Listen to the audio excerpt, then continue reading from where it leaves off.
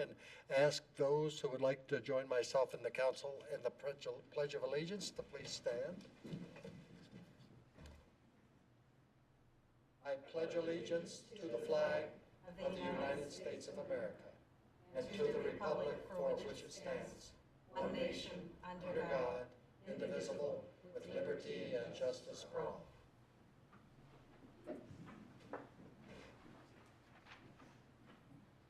Our first order of business is audience comments. Citizens' comments are an important part of the public process. We take them seriously and factor them into the decisions we make. Anyone from the public who wishes to comment will have the opportunity to do so. Recognized, please come to the lectern, speak into the microphone, state your name, address, and relationship to the city. Please limit your comments to 5 minutes. If you have written comments, please submit those written comments to the city clerk. And I would just ask, has anyone signed up to speak this evening? Yes. Karen Abel.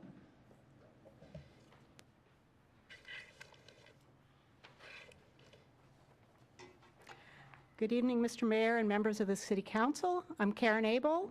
I'm the Executive Director of Art East at 95 Front Street North in downtown Issaquah.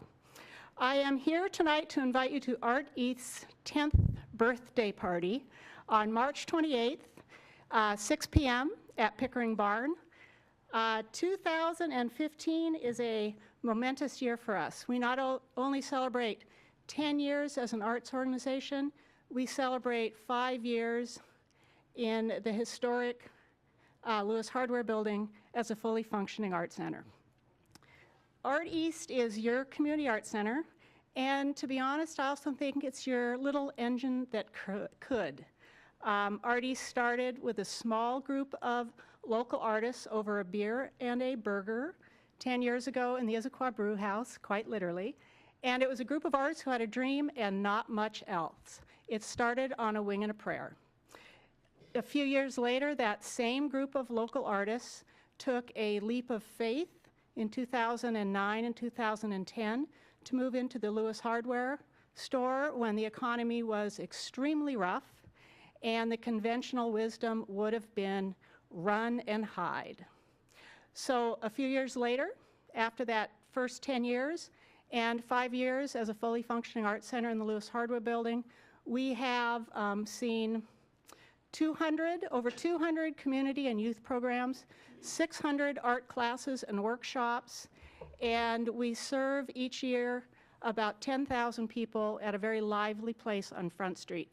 The numbers continue to stagger even us. On Salmon Days alone, we did 3,400 free art projects with children and their families. So we see 2015 going forward as more potential. We see a lot of potential in the seismic changes that are now occurring or have occurred to Issaquah in our demographics, our cultural mindset, e-commerce, art purchasing trends, audience engagement, because we continue to be your little engine that can, and we say what if and why not instead of oh my to all those changes. So please join me on March 28th at Pickering Barn to celebrate another decade of what ifs and why nots instead of oh my's, and I look forward to seeing you all there. Thank you. Thank you, Karen. What was that date and location again? Saturday, March 28th, 6 p.m. at Pickering Barn. Of course, we're celebrating locally. We are a local arts organization, and you'll all receive written invitations in the mail. Thank you. Is there anyone else signed up to speak? Is there anyone in the audience this evening desiring to speak under audience comments? Anyone else? Third and final call. Anyone else in the audience desiring to speak? Seeing no one, audience comments are closed. Before we move to committee and regional reports, we have 2 excused absences this evening. Council President Winterstein and Council Member Josh Scher are excused for this evening. And with that, moving to committee and regional reports, Council Member Milligan. Thank you, Mr. Mayor. I have just two little reports. One of them is a half of a report. The East Side Transportation Partnership of King County, I serve as an alternate, and I'm sure that Josh Scher, who is now the chair, will give a full report of all the details when he's back, because we do have a council meeting between now and the next ETP meeting. But I wanted to share how well the meeting went last Friday on the 13th in Bellevue with Joshua Scher of our city council presiding. We had many reports of great helpful information, such as the TIB and how state road funds are provided to jurisdictions such as ours. But of course, I was most impressed with our own Sheldon Lynn, who reported to this very expert and daunting audience, man. And Sheldon handled it so well, and all of his questions were couched as a compliment. He shared with them mostly about the North Issaquah network of roads, and it really was as impressive and great to see it in that forum outside of home. So I wanted to thank Sheldon for doing that. And then later on in the day, he also reported at the Chamber of Commerce luncheon, which was also a great program, a great event with a very knowledgeable audience of our chamber, and I am the liaison for the Chamber of Commerce this year. So I attended, and Sheldon reported there about all of our road work projects that we're currently working on and the ones that are scheduled. And again, I think most of the questions that I heard asked were ones like, can you do it sooner, or how did you get that done? And the general census from both of the meetings was an appreciation for the complexity of funding that came together and all the different parties that make our road projects work. And I was thankful for his representation of the city in those two settings. And that concludes my report. Thank you. Councilmember Polly. Thank you, Mr. Mayor. Land and Shore met on February 12th and had 3 items to look at. AB 6896 was the ratification of King County countywide planning policies, and it will be on the council's consent agenda on March 2nd. The 2 policies have already that are in that document deal with King County buildable lands inventory and the countywide greenhouse gas reduction targets, and Issaquah has already modified its codes in line with these. So this is just the ratification part. The second item, AB 6947, was a docket of comprehensive plan amendments that Land and Shore and the City Council will be looking at through this year up through June. And it will be on, the docket will be on the regular business on March 2nd, so the council will be able to ask questions about the items that are on there. The third item was a regional growth center application update. And that update will be coming back to council either at a committee of the whole or an upcoming council meeting, but we don't have a date for that yet. The next meeting for Land and Shore is March 12th. The one item on the agenda so far is the middle school master site plan. It is at the Development Commission tomorrow evening, and if the Development Commission completes their work tomorrow, it will be at Land and Shore on Thursday, March 12th. If there is an additional meeting for Development Commission, then it will come to us a little later. The meeting, Land and Shore meeting, will be at 5:30 in the council chambers, and it will be a quasi-judicial meeting, as will the council meeting for that particular item. The Growth Management Policy Board met on Thursday, February 5th. I'm an alternate for Sound City Association on that. I was not able to attend. They meet in the PSRC boardroom downtown. But I did go through the information, and I got a few quick updates. They looked at their legislative session items, what they're going forward with this year, a plan review status report, which is the way the PSRC supports Vision 2040 by reviewing local comprehensive plan updates. They also looked at the industrial lands analysis, which is an inventory of the supply of industrial lands and whether or not there's an adequate supply for future growth. Those were their discussion items. One that is coming is military facilities and regional planning, and this is coming in the spring 2015 as a discussion item to PSRC. They're going to develop a position statement, and SCA, or Councilmember Martz is our representative, will be bringing this back to us sometime later in the year because they're also taking a position on this particular planning exercise. Sort of the short part of this discussion is whether or not they should be regionally recognized as employment centers and how do you build them into Vision 2040 and Transportation 2040 frameworks? So this draft, there is a draft position statement out there. It hasn't been discussed yet, but it will come back to us at some point through TOLA and through the SCA PIC, and that ends my report. Thank you. Councilmember Martz. Thank you, Mr. Mayor. Services and Safety met on Tuesday, February 10th. We had numerous items, and I won't belabor all of them. A number of them are on the consent calendar proposed for this evening. I will draw attention to Agenda Bill 6949, which is additional staff authorization for Public Works Engineering. We did support this, but wanted to see it on regular business, and so it is this evening. Secondly, the SCA PIC, Public Issues Committee, met on the next night, February 11th, in Renton City Hall, and Councilmember Pauly does mention an issue that they haven't actually brought that for first reading yet, so I won't. When they do, I will bring it to the attention of this council. As it is, there's nothing off of the packet that needs urgent attention or that needs particular attention from this council. So that concludes my report. Thank you. Councilmember Barber. No report this evening. Councilmember Goodman. Thank you, Mr. Mayor. The Board for Eastside Fire and Rescue met on February 12th, and we had a fairly long agenda. It was a fairly long meeting. We had a couple of reports that are returning from the previous month.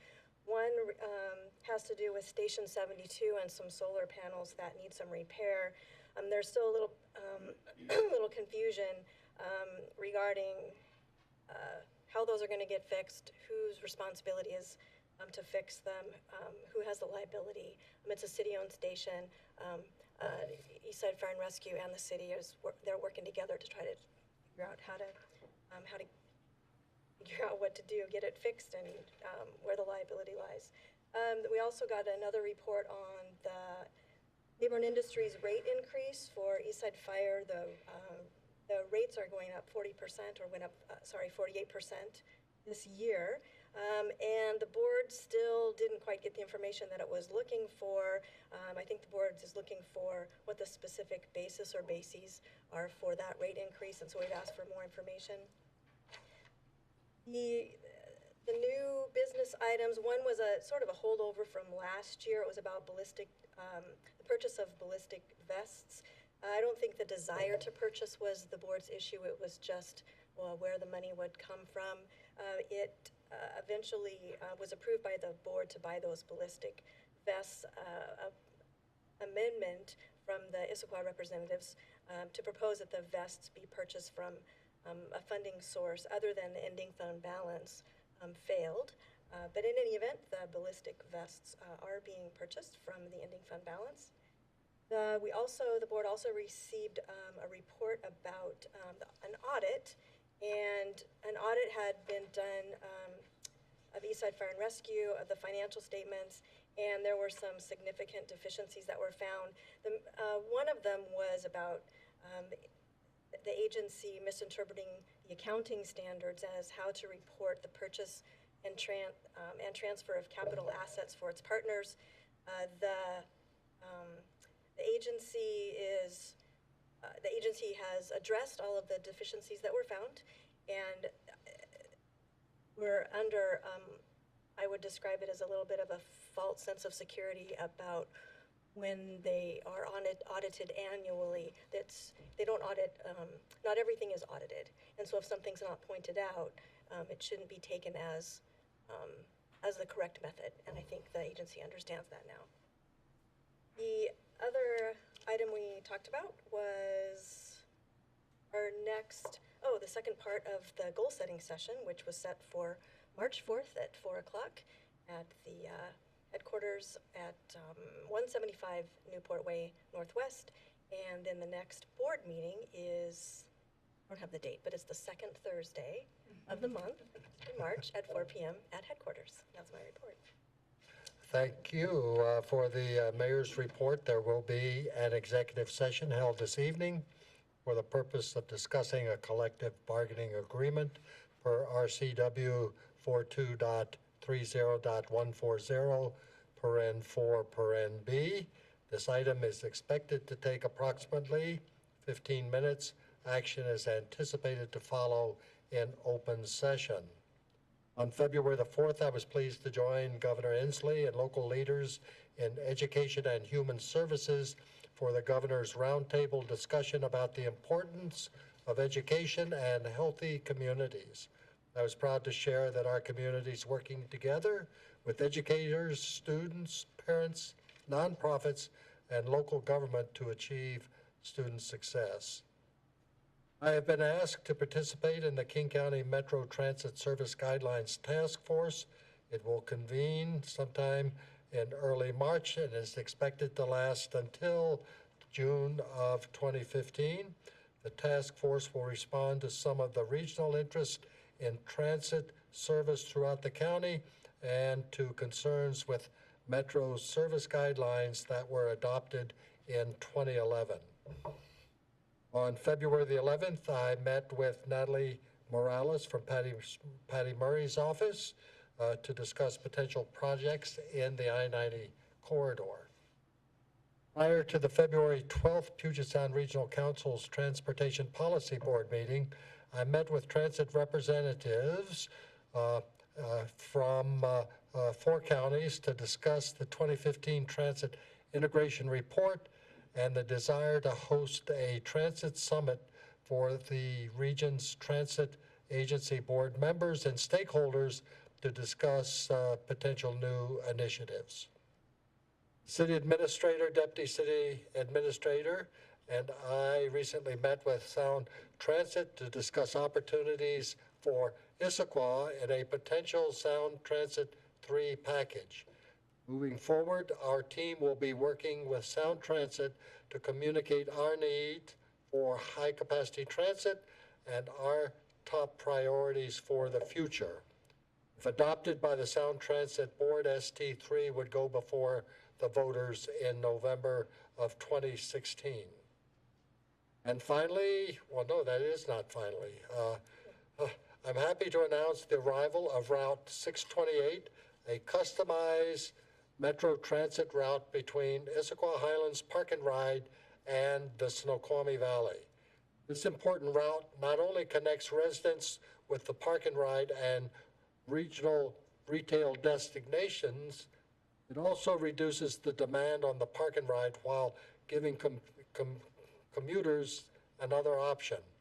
I applaud King County Metro and our partners for working together to increase the availability of convenient transit options for our citizens. Shuttles will operate from 5 to 8 a.m. and from 5 to 9 p.m. Monday through Friday. A complete schedule and route map can be found on Metro's website at metro.kingcounty.gov.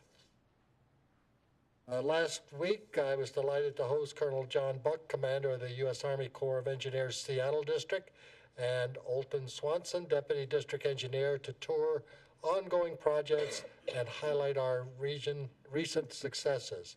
We discussed recently completed projects to improve Issaquah's creek salmon habitat and upcoming projects including the Dogwood Bridge replacement and restoration work at Confluence Park.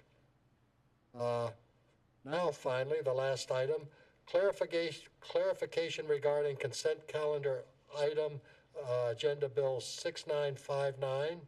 This item seeks the closeout of Rainier Boulevard, low-impact development Phase 2 street improvements and to release the retainage of funds following receipt of appropriate release certificates. And with that, that concludes the mayor's report. We will now move to the consent calendar. I would ask if the accounts payable and payroll for February the 17th have been reviewed. They have. And with that, I would ask the clerk to read into the record the consent calendar. Sure. The consent calendar was distributed, to council in advance for study. If authorized, council action will occur by a single motion regarding the following items. Item A, seeks approval of account payables and payroll dated February 17th. Item B seeks approval of the City Council regular meeting minutes dated February 2nd. Item C, AB 6932, Issaquah Arts 2015 grant recommendations, seeks approval as presented. Item D, AB 6937, Library Board Annual Report and amendments to IMC 2.28. This seeks adoption of an ordinance. If approved, this ordinance becomes number 2734. Item E, 6942, Public Defense Monitoring Interlocal Agreement and Related Grants, seeks authorization for the mayor to enter into and execute the interlocal agreement and to proceed with the related grant submittal and acceptance of funds. Item F, AB 6946, King County Conservation Futures Tax Levy, 2016 grant application, seeks authorization for grant submittal. Item G, AB 6948, Neighborhood Parks. This is a referral to Council Services and Safety Committee for review and recommendation. Item H, AB 6958, King County Youth Sports Facilities Grant, seeks authorization for grant submittal. Item I, 6959, Project Acceptance of Rainier Boulevard LID Phase 2 Street Improvements, seeks project closeout and the release of retainage funds. Item J, AB 6972, Medical Reserve Corps, grant application, seeks grant submittal and acceptance of funds. Last item, K, AB 6971, Pickering Place Master Site Plan Amendment, Red Robin's request for removal of designation. This seeks approval of a resolution with substitute language of Section 2 to read, quote, "The City Council hereby accepts Red Robin's request to participate in the Master Site Plan Amendment authorized by Resolution 2014-18. Going forward, the city will treat Red Robin's property in the same manner that it is treating the properties of other Pickering Place owners that met the January 30th, 2015 date for requesting participation in the Master Site Plan Amendment authorized by Resolution number 2014-18, end quote. If approved, this resolution becomes number 2015-03. This concludes the reading.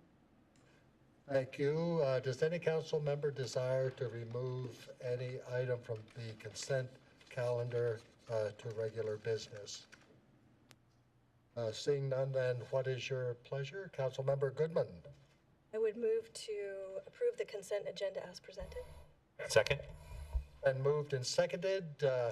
All those in favor of approving the consent calendar as submitted signify by saying aye. Aye. Those opposed, that carries unanimously. Moving now to regular business, Agenda Bill 6949, additional staff authorization for Public Works Engineering Department. This is coming back from the Services and Safety Committee, and I believe we have a staff report from Deputy City Administrator Emily Moon. Thank you. Good evening. We do have a brief presentation, and then Sheldon is also here to help answer any questions that you might have about this proposal. This proposal to add additional staff to Public Works Engineering will help us to implement the structure that we think is necessary for the future success of the department. But before I launch into the proposal itself, I wanted to briefly remind the council of a little history on this department. In 2011-2012, the department and many city departments underwent a significant reorganization. In Public Works Engineering, those changes resulted in the department going from 30.5 FTE to today's current 10.5 FTE. And while some of those positions and functions were absorbed into other departments, the Public Works Engineering staff was still reduced, and in fact, approximately 7 engineer or inspector positions were cut. With the loss of those positions and other staff that focused on construction administration, project cost accounting and other responsibilities, the department has had to shift some of its workload to other departments and has also had to rely on consultants to do some of that work. At that time, city administration stated that Public Works Engineering might need additional staff at some point in the future to manage their workload, and we're at that point now. So I wanted to briefly explain what the causes and goals or the objectives of this proposal are. We are making this request now for 3 primary reasons. The first is that council recently took a very future-focused action by passing our updated concurrency policy and committing the city to construct a long list of motorized and non-motorized projects. Secondly, our business and residential communities are asking for us to be more responsive and devote more resources to improving mobility in Issaquah. And we believe that this change in our structure will help us to do that. It will also help us to coordinate our cross-department work programs and projects that focus on transportation issues and will allow the city to advocate more successfully at the local, regional, and state level. Lastly, this change will help us to meet the requirements, ever-increasing requirements, of the National Pollutant Discharge Elimination System, or our stormwater regulations.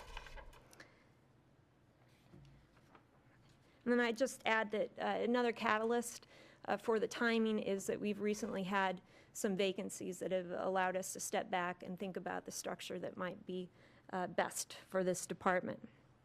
So the proposal, I'm going to explain in a few different ways. First, the department currently has 3 engineering managers, and our proposal reallocates one of those positions into a senior engineer position and modifies the responsibilities of those remaining 2 engineering managers. We would propose to add a new senior engineer to both a transportation division and a division that focuses on natural resources and utilities. And then lastly, we would add 0.25 FTE to an existing part-time position under our natural resources group. So this is the current structure of the upper management. I just wanted to show you this slide so that you can picture that change in the engineering managers. You can see we have 3 up there, 1 in black text, and then 2 that are in blue. And it's the 2 in blue that I'm going to show you on the next slide. So I wanted you to see that color here. So currently we have 2 engineering managers under the capital and utility programs and planning division, and you can see there are 2 primary divisions in the department. So this slide shows how those 2 engineering manager positions are rearranged. One position that's currently vacant would then oversee 2 units under the natural resources or the capital and utility programs and planning group. That individual would oversee then the capital side and the natural resources programs and planning. The reallocated engineering manager over on the natural resources side would be a senior engineer position and would provide technical assistance to that particular group. In the red, under the capital division, you see the senior engineer position that I showed in a previous slide would be added. That particular position will help us to provide more in-house design services for more of our routine annual capital programs such as water line replacement. And that individual would also perform capital project management, design and construction oversight, and help to prepare capital plans for the city. Also in red on the far left, under the Transportation, Capital, and Planning Operations group, you see the second senior engineer position, and that individual would help us to take on the growing responsibilities of construction management with all of the projects that we are undertaking this year and in the future. That individual would also help with design oversight and capital planning and would allow the engineering manager above to have more capacity to take on some of our policy work and analysis and capital and transit planning, our regional participation, and that advocacy that I spoke about before. In addition, that individual would be responsible for the capital project implementation of the transportation unit, our quality assurance and quality control for that group, and our leadership of our transportation mobility team, which is a cross-departmental team. And then lastly on this slide, in green, you see future field personnel, 1.0 FTE.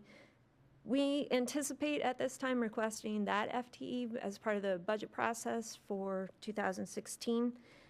That FTE would provide needed inspection services and contractor oversight in the field as the number of our active construction projects grow. So as Councilmember Martz mentioned, the Council Services and Safety Committee was supportive of this proposal and also asked staff to come back in the next quarter and provide some information about the anticipated cost savings that would result, in particular with the position of senior engineer under the capital side on the utilities. So with that, Sheldon and I can answer any questions. Questions? Councilmember Milligan? I have questions, but I wondered if Tola had any other comments from the committee discussion to start with. Well, so I haven't made a motion yet because we're still in the question phase. You know, right? we would entertain a motion to get this on the table so we Okay. can have questions and discussion. I would be happy to move to authorize the additional positions within the Department of Public Works Engineering, 1.0 FTE Senior Engineer for Transportation to be hired as soon as practical, 1.0 FTE Senior Engineer for Utilities to be hired during the last quarter of 2015, and 0.25 FTE Additional Environmental Associate for the Stormwater Utility. Second. Moved and seconded. Questions or discussion? Councilmember Milligan. Thank you, Mr. Mayor. Hi, Emily. I had two questions because of the brevity of the information. I'm sorry that I don't know this already. In the 2015 budget, this is a new expense in the amount that's listed in the agenda bill. Is that correct? That's correct. These are new positions, new expenses. We do have some savings within the department for some of those vacancies that I mentioned. It's also anticipated that some of that incremental salary cost for the positions we would hire in 2015 would be covered through some of our capital projects, would be included in those capital project budgets, as we anticipate, instead of contracting for more consulting services for some of those positions or functions, instead we would have staff doing it. So it's transferring sort of from one line in a project budget to another. Mm-hmm. And then more of a question that I wondered is also indicating perhaps something additional that we might need is that last year during the budget process, and I wish somebody would remind me what this is called, the budgeting for the end of life of these positions, we last year added something to our budget of $300,000 to cover severance costs when an employee leaves. And we have here to add to our budget in 2015 real costs, real now costs. But how do we handle adding the costs as we've added to positions, to full positions, the additional costs that they accrue over time? I understand your question. I'd say that that's something that we'll have to discuss during budget deliberations. We don't have a set formula now, per se, that when we hire a new employee, we then add an increment for their retirement payout. It would be difficult on an individual-to-individual basis to assume a certain level of payout. We'd have to use, if we wanted to do that, we'd have to use an average, but we don't use such a formula now. In last year's budget process, that was our first attempt to try to cover some of that historical liability.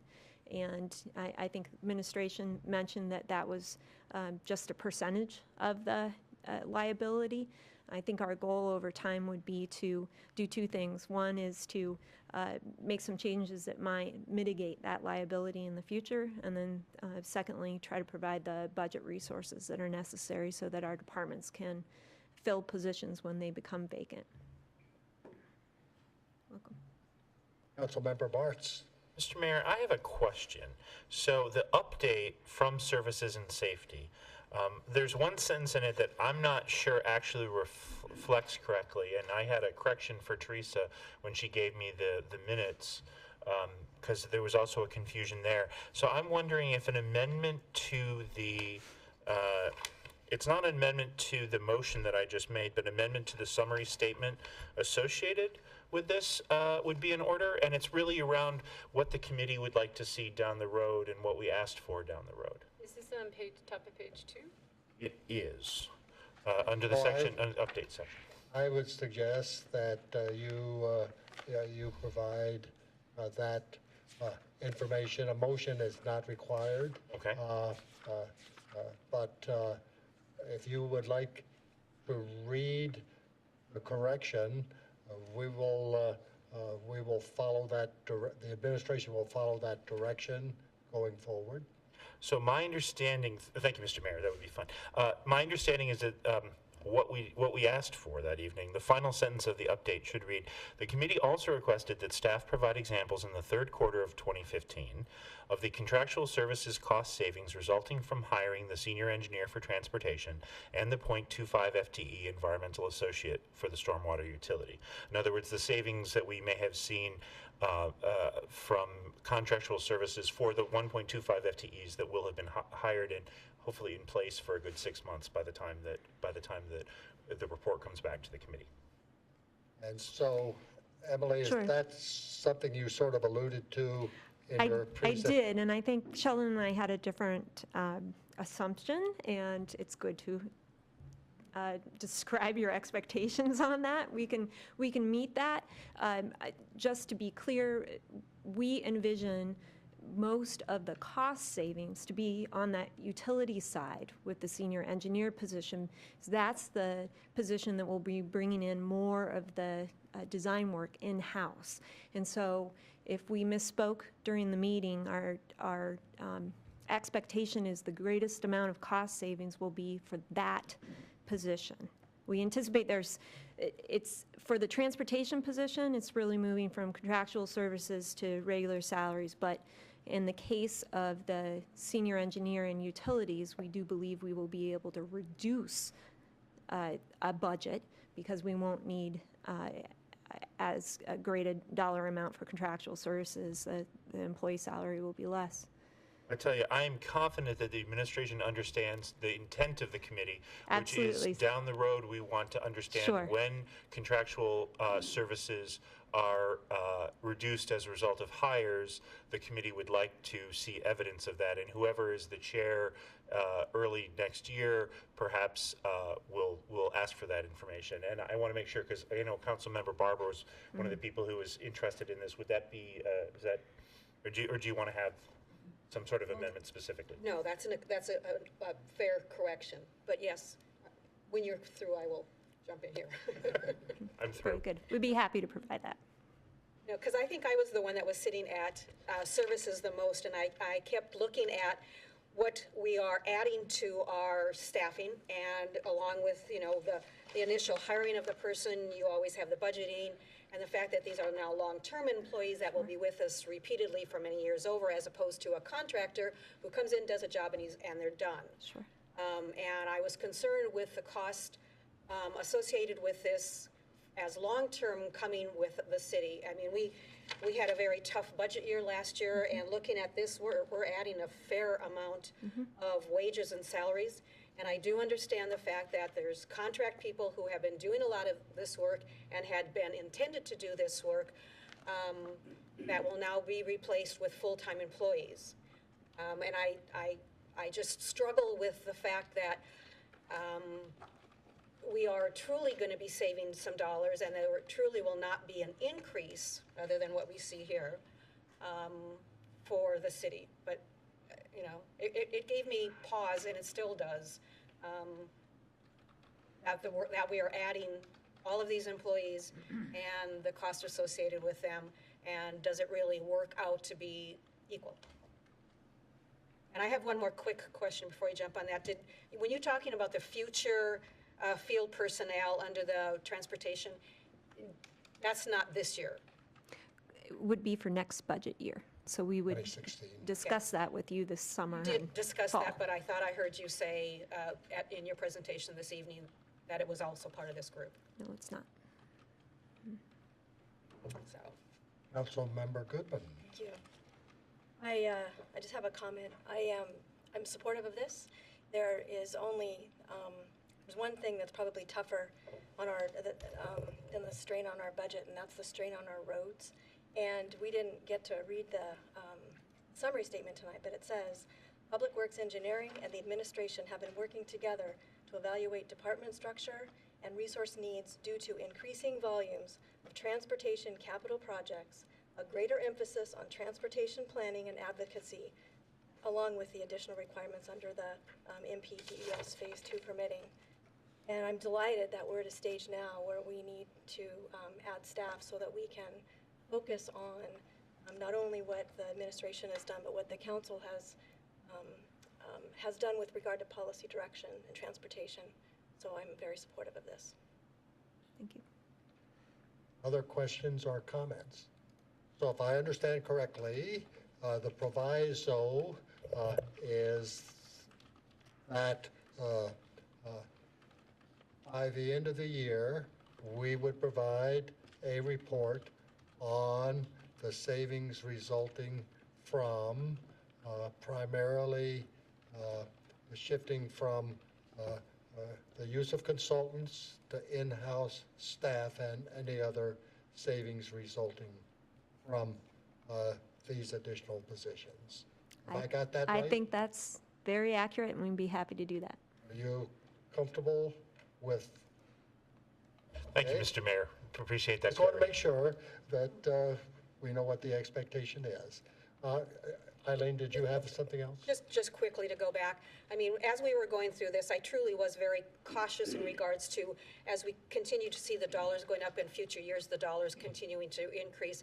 But as Councilmember Goodman did say too, I am going to support this evening because I truly, along with everybody here, know that we need to really do something about our transportation and the roads within this community. It's just, there's evenings where it's just backed up. So as long as, and that's what I said at the committee meeting, as long as we're actually going to be seeing something happening and there is going to be work on our transportation, I can support this, but we'll be watching it. Thank you. Okay, are we ready to act? All those in favor of authorizing the additional positions within the Department of Public Works Engineering. 1 FTE Senior Engineer for Transportation to be hired as soon as practical. 1 FTE Senior Engineer in Utilities to be hired during the last quarter of 2015. And .05 FTE additional environmental 0.25. associate for the stormwater utility, signify by saying aye. Aye. Those opposed, that carries unanimously. Thank you. There was just a note of correction. It was 0.25 for that last position, What did I say? 0.5. Oh, I tried to sneak that by. No, I didn't. Already, Fred. No. Okay, moving now to executive session. As I stated in the mayor's report, this executive session this evening is for the purpose of discussing a collective bargaining agreement per RCW 42.30.140 paren 4 paren B. This item is expected to take approximately 15 minutes. Action is anticipated to follow in open session. So we are adjourned to executive session, or recess to executive session at 7:45.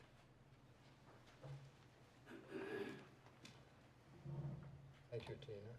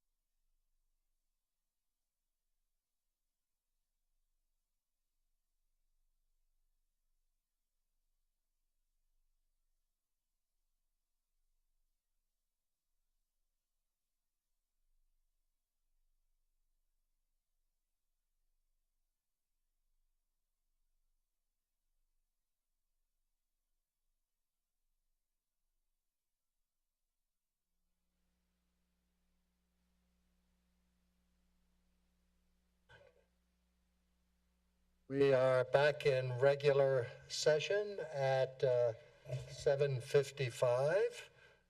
And with that, Councilmember Goodman.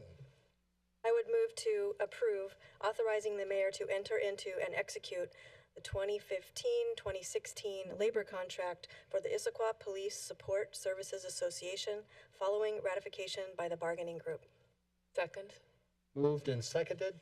Questions or discussion? Seeing none, then all those in favor of authorizing the mayor to enter into and execute the 2015-2016 labor contract for the Issaquah Police Support Services Association following ratification by the bargaining group signify by saying aye. Aye. Those opposed, that carries unanimously. Moving now to good of the order. Does anyone have anything for good of the order this evening? Seeing none, then, we are adjourned.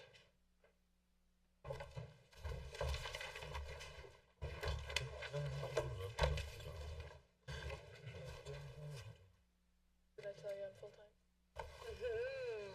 That's really exciting. I'm excited, except I don't have Fridays.